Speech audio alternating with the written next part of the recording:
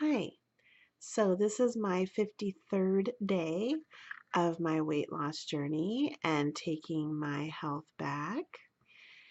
And I was just thinking today about how far I have come because I got the okay to go back to the gym, and I'm quite happy about that. And that is such a change from how I used to be. I used to be such a couch potato that it's embarrassing to me now. I mean, not that I've changed that much, but it's definitely a change.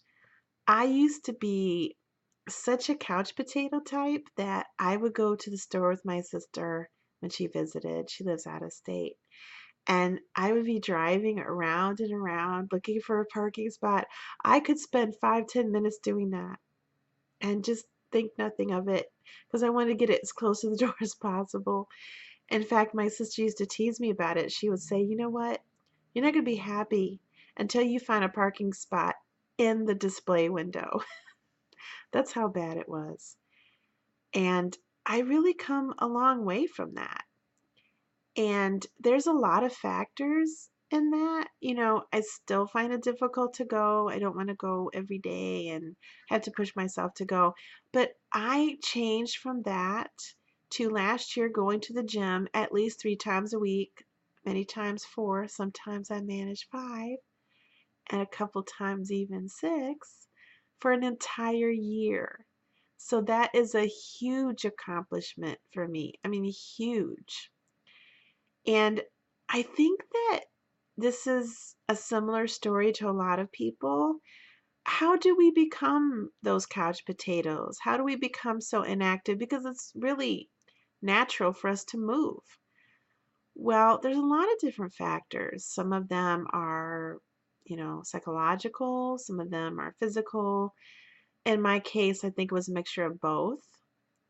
Depression definitely causes that.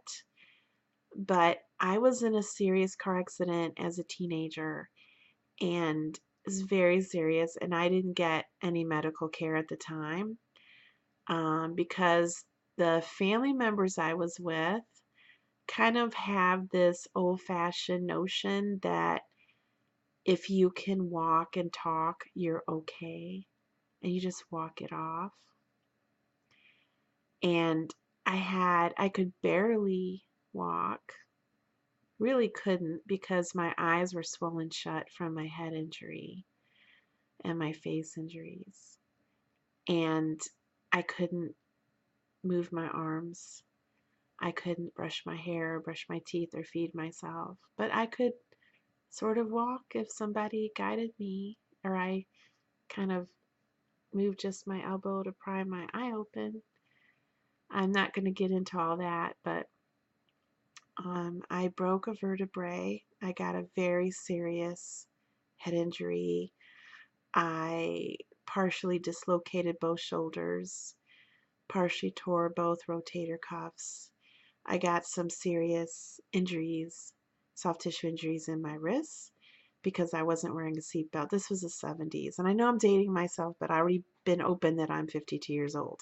So I had braced my hands on the dashboard and locked my elbows and my wrists when I saw the impact coming. So when the impact happened, my elbows are stronger than my wrists, so my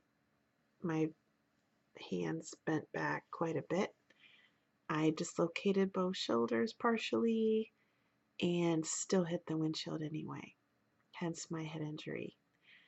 I'm still having surgeries to fix that damage 35 years later. That's how bad it was. So, without getting into this big drama conversation about all that, pain was debilitating. Yes, I healed enough to walk around, and my arms healed enough from the strain on all the tendons and ligaments and muscles to move somewhat, pretty much normally. The hematoma behind my eye left me with some loss of depth perception, which, as the hematoma healed slowly over the years, I gained a lot of it back. And, I was okay, but in pain for a couple decades. And that made me be inactive. I mean, the back pain I had was horrible. The sciatica, terrible.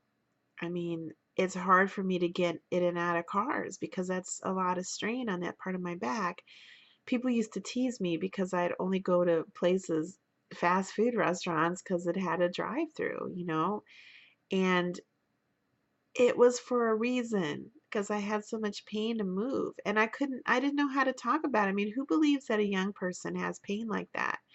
That's the kind of family I was brought up in. Young people don't have pain.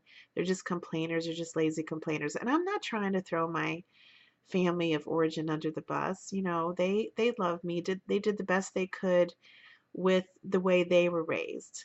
I mean, we have to remember that. We have to put everything in context. People can only pass on what they've learned and experienced.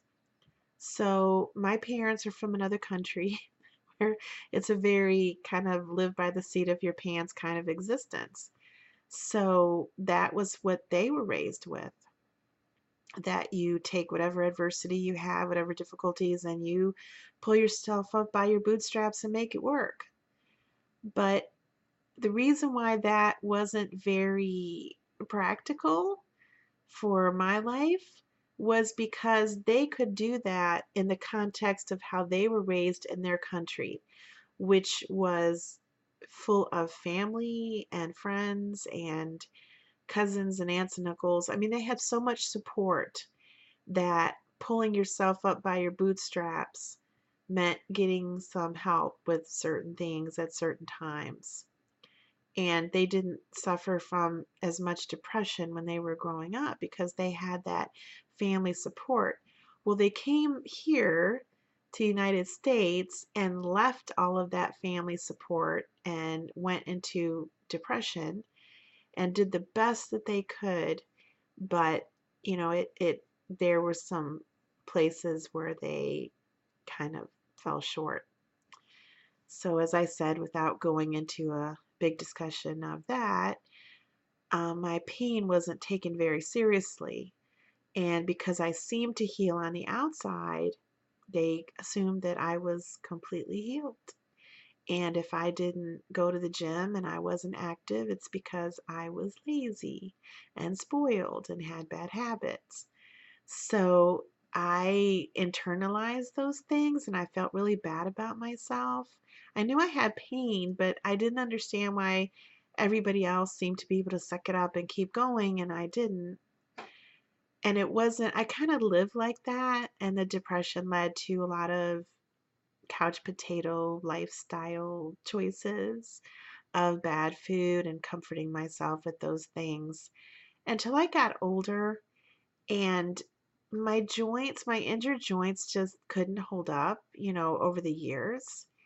And I started going to the doctor because the pain got to be debilitating, especially in my hands. When you have that type of soft tissue injury, when you brace your hands on the dashboard and it bends up right there, I got damaged carpal tunnel issues. And it's not carpal tunnel from repetitive stress injury, it was just soft tissue injury, the doctor said. And the pain and nerve damage, I mean, my fingers are still numb because of the nerve damage that I have. And the pain just was debilitating. I mean, I had some days that I slept on it wrong. I couldn't even move to get out of bed. The pain was just like so intense, screaming in my head. And I would ask my daughter to bring me an ice pack, and I'd have to lay in bed with an ice pack on my hand for about 15 minutes just to be able to get out of bed. I used to duct tape ice packs to my wrists. And I asked my doctor, I'm like, how did I get this? I don't work in a factory. I don't knit. I don't do those type of things. And he went over my history and he said it was the soft tissue injury. So I had to have surgery for that on both hands. And when you start having surgery and you're in your late 40s, and you're 100 pounds overweight, that becomes an issue because they're concerned about your heart and other things, because that's already a strain, that weight on your heart, and surgery can be a strain. So my doctors began talking to me very seriously about losing weight. And I started being more open about my pain. And the terrible thing is that, you know, other things started acting up, and I was saying like, where did this come from? Um, and one of my doctors explained to me a really good way. And he said, think about a new car versus a used car. A used car is not going to last as long probably as a brand new car. And he said, look at your joints that way. Damaged joints are not going to last as long as healthy, intact joints, because they're damaged from this car accident. They're wearing out faster, and you're in your 40s and you're feeling the wear and tear as somebody elderly. That made sense to me. So the solution that I was given was to go to the gym, as much as it hurt, to just grit my teeth and make my way through it in the beginning and strengthen my muscles around all of these joints and ligaments and tendons, because they would support the joints and I would have less pain. Well, it was difficult, but I did it. I went for a year, and it was true. I have a lot less pain now than I did back then. And as I became more active, other injuries came to the fore, like my shoulders. I had where I hit the windshield right here. I don't know if you can see it. I hit the windshield. I had a bone chip, and it seemed to heal, but for some reason later on, I just developed like a growth there. And that's my theory, that it's from because it's like the exact same spot, but my doctors say it's just, you know, chance, but that's what I think it is. That's exactly where I got hit. And I had to have that removed. Then my shoulder, and my other shoulder is going to have to be done eventually. But overall, I'm better. And I've had to take 6 months off from the gym because I've shared in other videos. The shoulder was the only one I was expecting. But then I had a gallbladder infection, had to get that removed. Then I had a mammogram, that smaller, that one right there. That's from a breast lump they found. I know they call that my breast. It's my shoulder to me, but they claim that your breast tissue internally is from your collarbone down to the bottom of your rib cage. Go figure. So I had to get that removed. And then finally my shoulder. So I've been on, I had those surgeries. I had those 3 surgeries within 5 months. So I was always on restrictions from one, and then just boom, right into the next one. So I'm sort of excited about going back to the gym because I don't want to start feeling all that pain again. But I know it's going to be difficult because I'm going to be basically starting from scratch. But that's okay. I did it once before. I can do it again. So anyway, that's just a brief, not really, um, story of why I became so inactive. And I think a lot of women have similar stories. I mean, maybe not the car accident and all that, not getting treatment and not knowing what's going on, but just pain. Being overweight gives you pain. It causes inflammation. It's wear and tear in your joints. And then it's a never-ending cycle. You know, you're in pain, so it's hard to go to the gym when you're already in pain before you even work out. And what's the answer? Well, sometimes just gritting your teeth and going and working through the pain, because I told myself, well, what is the solution? As I get older, I'm going to be in more pain because my joints are going to break down more. And I don't want to end up in a walker in a nursing home when I'm 70. It's either deal with the pain now, get stronger, lose weight, take the strain off my joints, and maybe live a pain-free lifestyle. Or just keep being in more pain until I die. What is more, attractive of those two choices? Well, for me, it was gritting my teeth through the pain, and I started slow. I started really slow, and I don't think I really pushed myself that hard even at the end. But I'm working with the physical therapist now. So anyway, I'm allowed to go to the gym and do the recumbent bike because it doesn't use my arms at all. And he said, my surgeon was right, that walking isn't the hottest idea because, every step is like a boom, boom on your shoulder joint. And it hurts. So walking is out, swimming is out because, it's too much arm work getting in and out of the pool and all that stuff. So the treadmill is out because, you're holding on with your hands. So I've been approved for the recumbent bike because it's no hands. So I'm going to start that in March, which will be next week. He told me to wait another week because physical therapy was hard on me. I was in a lot of pain because, the first time they kind of put you through your paces and see where you're at. So anyway, today I didn't have that good of an eating day because I was just rushing around going to physical therapy and then I was in pain. So I really wasn't into cooking that much. I am sorry to say that I didn't sleep well, so I kind of just ran out of the house for my physical therapy appointment in the morning, and I didn't have time to eat. And so I wanted to get something because I was hungry, and I've talked in other videos, don't let yourself get too hungry because then it's like impossible to make good choices. I tried to think of something that was fast food that would be gluten and sugar free, and I came up with the chili cheese fries at Wendy's. I mean, that's disgraceful, but hey, it's the best I could do under the circumstances. It has a lot of fat, a lot. So, I tried to keep that in mind for my other meals during the day.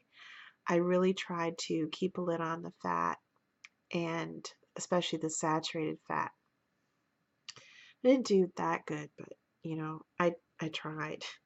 So after that, I went to physical therapy. Then I went to a store that was nearby there that a friend of mine had told me had some gluten-free bread. And I know I have to watch my carbs, but again, trying to make this a lifestyle change of no sugar and no gluten, to tell myself I'm never eating bread again ever in my life is just, I think, a recipe for disaster. Because eventually I'm going to want a sandwich. And, you know, I have convinced myself that wheat is not all there is out there. There are other ways to make bread. There are other ways to make something sweet other than sugars. Gluten and sugar don't have to be the end all and be all of everything. So I went to the store that I heard had gluten-free bread, and they did. So I got, there it goes. Okay, I got this, and I have the wrapper there so you can see it says gluten-free bread. And I made and it's smaller, they're kind of small slices. I made a peanut butter and jelly sandwich. And the jelly I used was a fruit only spread, no sugar added, just, fruit. I think it's Palmer or something. I forget the name brand. But I tried to put a thin layer because it's a lot of carbs and a lot of natural sugar. I mean, it is sweetened with a little fruit juice and preserves, and then I put the sugar-free organic peanut butter very heavily on the other slice of bread, and it was really good. And that was my lunch, and it was a little bit of a treat. And then because carbs fuel the appetite, and I saw this even more strongly with this situation, I was hungry, so I had a snack before dinner. And what I did, I didn't want to eat too much bread because, of course, the snack is going to involve bread because I was so excited to have it. I took just one slice and cut it in half and made a grilled cheese sandwich. So much for my resolve not to eat too much saturated fat. But it was a thin layer of cheese. It was one slice of bread. And then I used to eat this a lot at Wendy's because it's economical. Oh, and I had this is sad, but I had dessert of the gummy free or the sugar-free gummy bears after the um, grilled cheese sandwich. And I think I was in so much pain today, a lot of pain. So I guess I just didn't have a lot of energy to make the best choices in eating, but I didn't eat any sugar or gluten. I didn't do too bad because for dinner, I got a side salad at Wendy's and then I got a small chili. And instead of dressing for the side salad, I got a couple of containers of sour cream. And then I had some organic corn chips at home. That was my dinner. So it was a salad, a little container of chili from Wendy's. And it had no gluten and no sugar in it. That wasn't too bad. And then for dessert from that, I had another counted out and measured serving of the gummy bears, which are sugar free. Not the best day of eating, but it's on plan. And I did get some vegetables in there, and I did get some protein in there, and I didn't have any sugar or gluten. Now, tomorrow, I'm definitely going to do better. I'm not leaving the house. I'm going to catch up on housework. That seems to be my pitfall. I don't know why that is, but first of all, at home, I eat very simple whole foods mostly that I make myself or that are whole and I know what's in it. And everywhere you go, everyone puts sugar in everything or gluten. And it's so hard to know what to eat. And, I just have to get my schedule better so that when I have an early morning appointment, I get up even earlier and eat breakfast earlier. It's just difficult because I'm still recovering from surgery. I don't have a lot of energy, but I'm just going to keep working on it. And that's what this is. This is a journey, it's a work in progress. So I hope anything I've said can be helpful to those of you that have chronic pain and injuries. I feel your pain. I know what that's like, but you got to start somewhere. You have to. I mean, if you don't, your life's just going to get worse because as you get older, your pain increases because the wear and tear on your joints of weight and age causes pain. You cannot do anything about the aging, but you can do something about the weight. So it's a struggle. I know. I'm there with you right now. And that's what these vlogs are about. We can do this together. So I hope all of you had a good day, and I'll see you tomorrow. Bye.